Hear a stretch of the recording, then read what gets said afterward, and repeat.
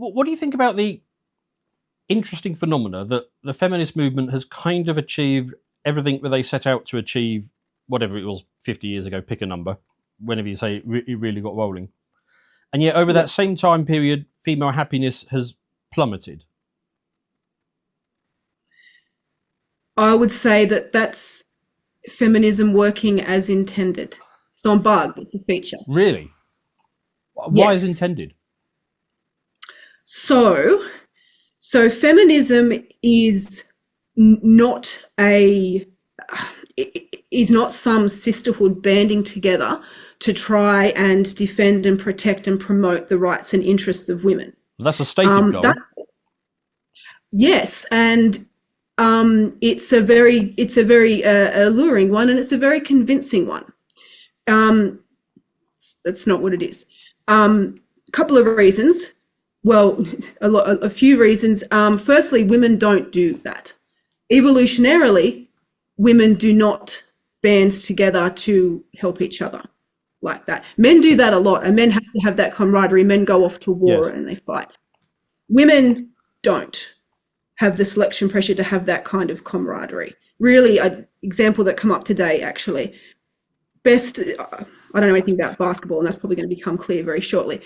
Amazing male basketball players, other players will talk about what a privilege it is to get to play with them, right? Even on the opposing team. What's happening to Caitlin Clark at the moment in the WNBA? She's patently the best. Is she point guard? Is that what the position that she plays? I think she's widely acknowledged to be the best one ever. She is roundly hounded, harassed, beaten up, pushed, everything they can do to her on the court, and she's voted the best by commentators, by fans, and that by her own players she was voted like 7th best. It's absurd. But that's how women treat other women who are excelling, right? It's tall poppy syndrome. They get cut down, they get ostracized, their excellence gets policed out of them. Women do not have the same camaraderie that men have. This is what feminism actually is, and this is what feminism has always been. Are you saying it's sabotage? Feminism is manipulative female reproductive suppression. The only thing feminism has ever sought to emancipate women from is motherhood, and it has succeeded at every single step. Every single inconsistency in the various waves of feminism, the fractures and the groups that fight for different things. And the reason why there are different waves is because at different points in time, as the culture changes, as it changes due to feminism, as the culture changes, what women need to do to successfully suppress other women's reproduction changes. Therefore, feminism changes its message, and we get a new wave, and it changes.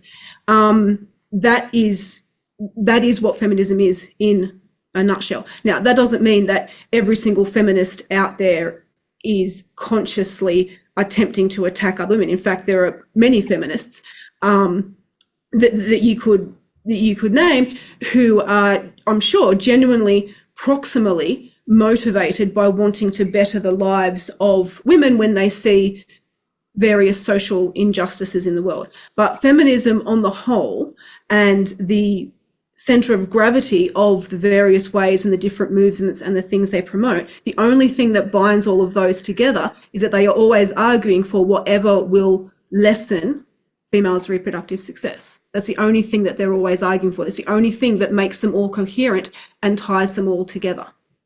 Yes. I mean, look at the recent US election. On one side of the voting pattern, the top issue was, they call it reproductive rights, but it was abortion was essentially what it was. So women are sort of driven to stop other women from having children on the basis that just frees up more resources for their children. Yes, but no, not quite. So you're probably familiar with the logic that you've got a society, right, with 500 men and 500 women. That society can send 400 of those men off to fight a war and lose almost all of them, and the society can recover within a generation or so because the men that are left can reproduce, right? If that same society sent 400 of its 500 women off and got them killed in a war, you can't recover from that for generations, right? You've lost all of your reproductive capacity because women's reproductive capacity is limited. Men's is ostensibly not. It gets limited by certain sort of social restrictions that we put in place, like monogamy and marriage and things that we do to create coherent societies. But biologically, and when circumstances call for it within a society, men's reproductive potential is virtually infinite, right? One consequence of that is, now park that for a minute, that's important, park that there. The other thing that you need to understand is that this is where I said that the reproductive success of the individual is divorced from the reproductive success of the population. Yeah. Evolution works on the currency of reproductive success, but not on the currency of absolute reproductive success. It works on the currency of relative reproductive success. If you're a woman and you have 2 offspring, and your offspring have 2 offspring and their offspring have 2, so you're going to have 2 all the way down the line. If you're in a population where the background reproductive rate is 1.8, you're going to win. Your genes will become more and more represented in the population every generation.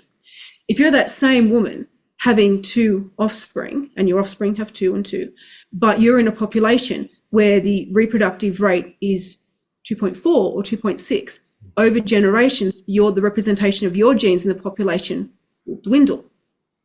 If you combine those 2 observations together, what you get is that women can improve their own reproductive success by inhibiting the reproductive capacity of other women in the population without themselves having to actually have more babies.